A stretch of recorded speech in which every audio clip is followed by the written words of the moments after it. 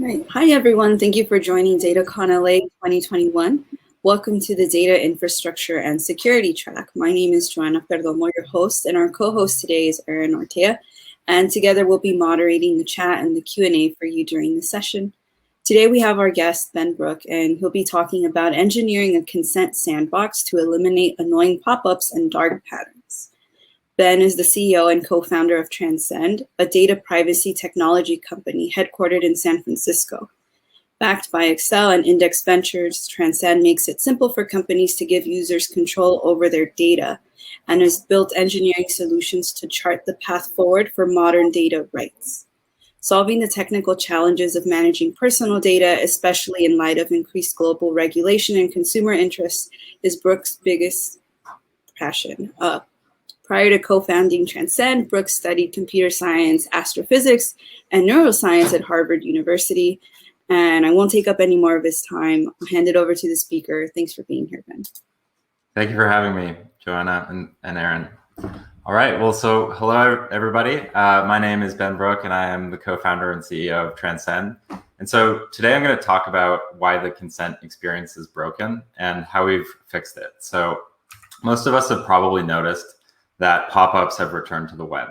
On nearly every website, the moment you land, you are presented with a pop-up asking you to accept to be tracked. So first, we're going to talk about how we got here, and then we'll talk about how we can engineer our way out of this. So let's start with what went wrong. So web teams today rely on conversion funnels, and these track a user's journey from landing on the website to converting. But GDPR requires that websites get consent before collecting data about a user. And so in order to get the full conversion story while complying with modern privacy laws, companies ask for consent as early as possible.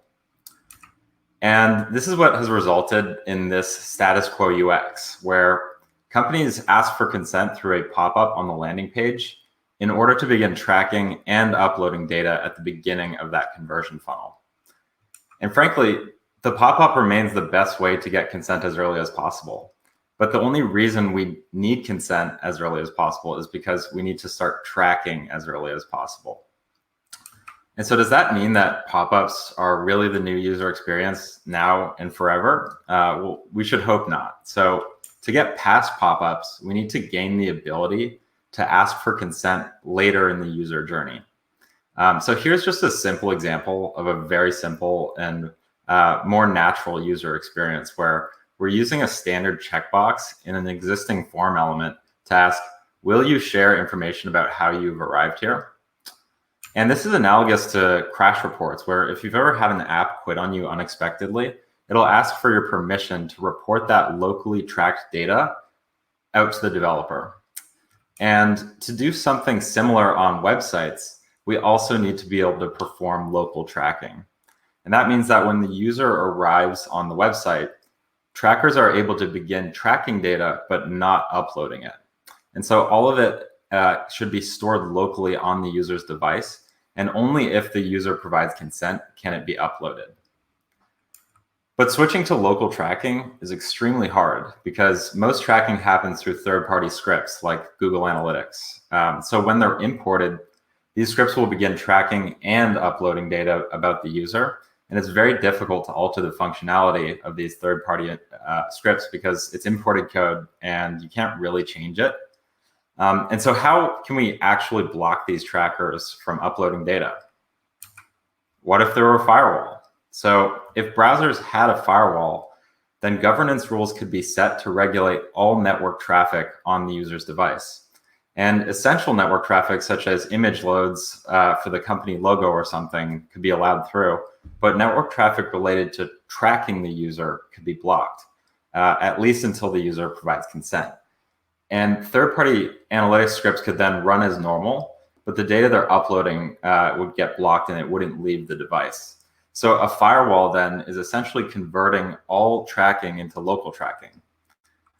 And furthermore, this firewall can quarantine traffic. So when a tracking event gets blocked, it can be placed into local storage on the user's device so that later that traffic can be replayed if that user does give consent and share information about how they arrived at that conversion point. Furthermore, that firewall could actually also be opened up to allow any future tracking through for that consented user. And thus we set out to build a technology that would keep tracking local, and analytics scripts would run on the browser as normal, but we would be able to intercept their transmissions and save them for replay if and when the user gave permission. So we're going to go through a little bit of an engineer's journey here, and we'll go through a couple of the ideas we tried. So first, we tried sandboxing every script in its own locked down iframe with a copy of the current document. And these sandbox iframes can't make any network requests. And so when we take this imported script, as we can see, this example.com/analytics, that'll actually create a sandbox iframe where we'll basically simulate that script on the DOM.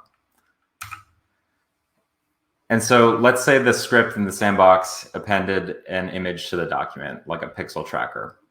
Before allowing that mutation to get synced back up to the parent document, we would inspect it to see if it violates the user's consent preferences. And so by inspecting the mutation record, we can determine whether this image is causing a network request. And we can also actually ask this question: would this mutation violate the user's consent preference? If not, then great, let's go ahead and perform that DOM mutation on the parent document. But if so, then we're going to quarantine it and put it into local storage. And this solution benefited from a very simple implementation, but it didn't scale well to keep up with any sort of realistic performance demands. And so as the site included more and more scripts, we ended up syncing way too many events back and forth, and the memory usage and CPU requirements became untenable. So this initial attempt could cause site functionality and layout to break if the DOM mutations were replayed back in the wrong order. And this meant that we couldn't support things like script async or script defer in a high performance manner without continuously synchronizing each sandbox iframe. And so we needed to find another way to allow scripts to run while intercepting all possible data emissions. And that brings us to our second idea, which was to generate dynamic content security policies, or CSPs. And so content security policies are a browser level feature that provides absolute control over network requests.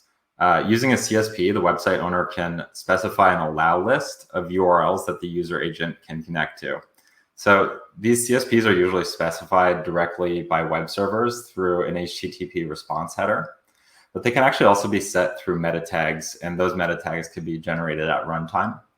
So here we're dynamically generating a CSP meta tag by analyzing a list of potential domains that a site may request, and looking at the purposes of making a request to each of those domains, and then also looking at the user's own tracking consent preferences. And so in this example, we can see this CSP will allow network requests to any path on this URL, as well as this other website, allowed-url.com. And the CSP method can block all tracking attempts, but it doesn't offer an easy way to replay them once the user provides consent, because CSPs can't capture things like HTTP post body data from blocked requests, which means that we couldn't reliably replay these requests made from form submissions or JavaScript networking APIs.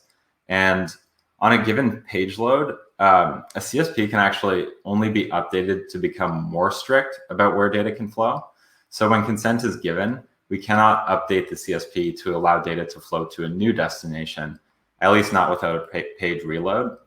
And this also raised an important question for us, which was, what should the default behavior be for a network request that is totally unknown and basically a new network request that's not encoded in the CSP?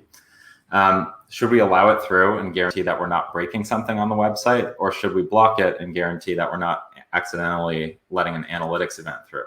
So CSPs will enforce the latter case. And while we believe this is generally a rare corner case, we think the default behavior here should be up to the website owner. And overall, the CSP method was excellent at blocking data emissions, but we needed something that could reliably replay events and handle these consent changes seamlessly. And so that brings us to now our third idea, which was to detect JavaScript network API events by patching and overriding all of the global interfaces used to create network requests. So these APIs include things like XML HTTP request or XHR, fetch, navigator.send beacon, and many more. And our patched methods evaluate requests and determine whether to block or allow them. We also need to be able to detect pending DOM mutations that may cause a network request. And so here we'll have to directly patch the prototypes, methods, and accessors of all global element constructors and DOM tree construction utilities. And this enables us to regulate mutations in real time before they can cause network requests or modify the document tree.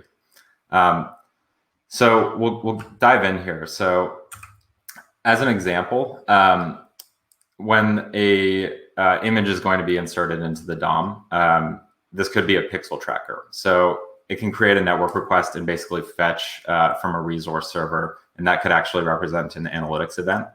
And so on the left-hand side, we can see just a sort of simplified example of a patch to image.src. And so we patch the constructor here, and it actually gives us the opportunity to ask that same question. Would this DOM mutation violate the user's consent preference? So that code on the right-hand side from an imported script will actually be regulated. However, while that code snippet is regulated by a patch to the constructor, the second one here will actually slip by. And that's because inner HTML does not use the image constructor. And that's actually true for all DOM APIs that take HTML strings as input. And so we had to actually find another solution for this, which is something that we call virtual documents. So to handle this whole class of exceptions like inner HTML, we'll patch these methods to insert nodes into a sandbox environment first. And the virtual document is similar to the sandboxed iframe, but they're much faster. And in the way that they're similar, they also can't make network requests. So on the top left, we can see that inner HTML being set, which then basically spawns a virtual document where we'll check for any request causing DOM nodes. So in this case, it's these two images, one of which is a pixel tracker, another of which is just the company logo. And as we're syncing that back up to the parent document, we get to ask that same question. Would this mutation violate the user's consent preference? If so, then we quarantine it. And so in this case, we can see that pixel.example.com was quarantined. And the logo was actually allowed through. So that made it onto the parent document there. And there's a lot of stuff like this to cover. So there are many ways in which a browser or a website can actually connect to a URL, and that can constitute a tracking event. So we had to go through all of the JavaScript networking APIs like fetch, XHR, event source, navigator.send beacon, and WebSockets, all the different DOM elements like scripts and styles and divs and images and videos and audio and so forth. But between patchers, these virtual documents, and sometimes a little bit of CSP, we're actually able to cover everything. And this was a clear winner. So first of all, this was blazing fast. There's no CPU strain or memory bloat like we saw with Sandbox iframes. We tested this website on the heaviest interactive websites, tested this method on heavy interactive websites, such as popular webmail clients, video streaming providers, and multi-user document collaboration apps. And there was really no noticeable overhead. Furthermore, this is actually a complete solution. It can govern every single type of network request. And lastly, replay works. So we can actually ask for consent when it makes sense and essentially get rid of the pop-up. And all of this functionality is now bundled into a simple piece of software, which we call airgap.js. And airgap is a browser-based firewall that lets website owners control their data flows based on simple consent policies. It all is bundled into a drop-in script, which is just a 30 kilobyte payload. And using it is actually very easy. So we've talked a lot about the the depth of tech here, but we abstract away all of these details and firewall settings and make it usable by anyone. So air gap users are provided with a simple interface to group their consent rules by service. And we actually automatically detect where data is flowing from a website and help our users classify them by the service and the type of consent that's needed for them. And so we're very proud to be launching our second product here, the Transcend Consent Manager, which is a no-code way of using air gap on your website.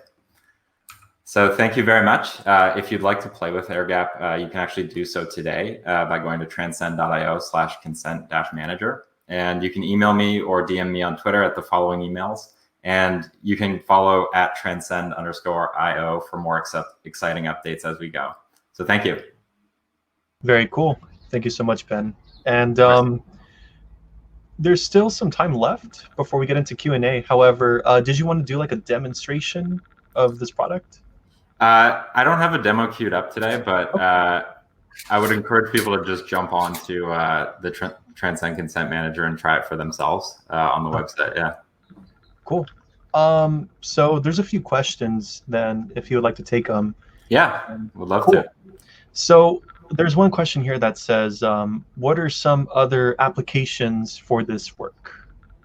Yeah, so one of the big ones is actually security. So having a firewall on your browser, much like having a CSP, can actually prevent malicious requests from being made. So sometimes third-party scripts can do things that are malicious, like collect credit card info and extract that. So if there's any sort of injection that's happening, you actually now have an allow list of URLs that your website can connect to. And so if you imagine a bank website, right, you wouldn't want, you would want to have a policy that prevents any sort of request or upload to like malicious.website or just something that's not in your allow list. So there's a huge security application here. And by actually scanning all of the traffic on the website owners can get that full visibility into everywhere that their website is making requests to. And that can actually then generate a content security policy, which is that browser level security feature.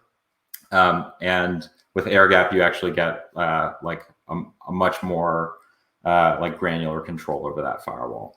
Yeah. Very cool. Thank you so much. So there's another one. I think it's already been answered. Where can your product be found? And that's from the slide, I would say. Yeah. Yeah, so it's available for sign up, so it's completely self-serve. You can try it out today by navigating to that URL there. And yeah, we actually just launched it a couple weeks ago, and it's working really well. So we're so excited to have our first users into the platform here. That's awesome. And is there like a GitHub repo, or is it just all like closed? So right now it's closed, but we do have plans to open source certain parts of it. The firewall itself is like a big breakthrough. So we're trying to figure out like which parts that we can like show as open source because we're really excited about it. But there's also certain things that we want to make sure that we can sort of protect as IP. But yeah, but we do have a GitHub, which is just transcend_IO. And we have a bunch of other open source projects with similar like crazy browser technology breakthroughs. One to check out is called Penumbra, which is a streaming encryption stack for the browser, which allows people to build end-to-end encrypted architectures for more privacy-preserving services. Cool. I'm just trying to find that. So Penumbra, that's pretty cool. I'll post it in the chat. Yeah. Let's see. And I think that exhausted the list of questions. Anybody from the audience, feel free to post your questions under the Q&A or in the chat. If you want to interact with Ben, now would be the time. It's really cool technology that you have here, and yeah, I get a lot of those annoying pop-ups. So yeah, they're all over the web now. So insane. we're really excited about the potential of sort of changing that status quo and getting back to a cleaner internet. Yeah. And we're really excited about all of the new user experience designs that will come from it. Basically, what having air gap does is it completely just opens up the playing field for where you can ask for consent and how. So you can build totally custom interfaces. I gave like a toy example of a checkbox on a sign-up form, but there's many ways to do it. And so, if you imagine even something as simple as just like not showing that pop-up banner until like the second or third page view, you could do that as well. And that actually has a huge impact on your bounce rate. So marketers are mostly aware of this, is that there's actually a 10 to 20% increase in one's bounce rate when you have a consent pop-up. And not only is that something that like affects your own metrics, but it's also just something that like users hate, and it kind of like erodes trust, particularly when there's like a dark pattern on the pop-up, right? Where it's like really hard to dismiss without just saying, I agree to everything. You can actually, you actually rethink all of that. So really excited to see the new like user interface that comes from it. And if you do build one, please do share it with me. My DMs are open on Twitter, and you can email me as well. We'd love to build a bit of a catalog of examples. Very cool. So I would say then for those that are, I guess, this audience, we span from very technical to those who are, budding interest. Mm-hmm. And so you had mentioned dark patterns, anti-patterns of the web. For those who are unfamiliar, is that something you want to expand upon or talk about? Sure. Yeah. So dark patterns are essentially designs that essentially trick users into doing something that they don't really intend to do. So the example I'm using is having a pop-up banner that basically the only way to really dismiss it is by actually giving consent and saying, I agree to be tracked. Whereas if you say, I don't want to be tracked, you may have to go through like a very complex user flow. And like a sort of classic example would be like, if you want to cancel your account and there's like a big blue button that says like, never mind. And then a tiny one saying like, okay, like I confirm that I want to delete my account. Like those are examples of dark patterns. And I mean, ultimately they really do erode trust, and consumers have really woken up to a lot of these realities, and particularly surrounding privacy. Users have really found to value companies who like represent their privacy. And I mean, it's no wonder why businesses like Apple are now competing on privacy. They have entire marketing campaigns around that trust, because consumers have woken up to it. And the statistics around just like how much people care about privacy and is pretty shocking. Like people will actually switch companies. 93% of Americans would switch to an equivalent vendor that valued their privacy. Yeah, that's a staggering statistic. Yeah. So I suppose then, if there's no other questions, and we can conclude this talk relatively early. Great. Let me see here. And so, any other closing remarks, Ben, or before I sign this off? I will only say, if you're excited about removing the banner from your website, you can do it in a matter of minutes with this consent manager, and it's free to sign up. So go check it out, and shoot me an email if you do. I'm really excited to hear from you. Awesome. All right, Ben. Well, thank you so much for your time again, and thank you again for your presentation. And attendees that are here, thank you again, and we do appreciate interaction. Feel free to contact the speaker directly. As Ben said, contact him and let him know as soon as you sign up for his amazing product. And for those who've attended, I would suggest giving us feedback for DataCon LA. And yeah, I really do appreciate this presentation, and I hope everybody learned and gained some insight. And all I can say is have a good day, and till next year. All right. Thank you so much for having me. Our pleasure. Thank you, Ben.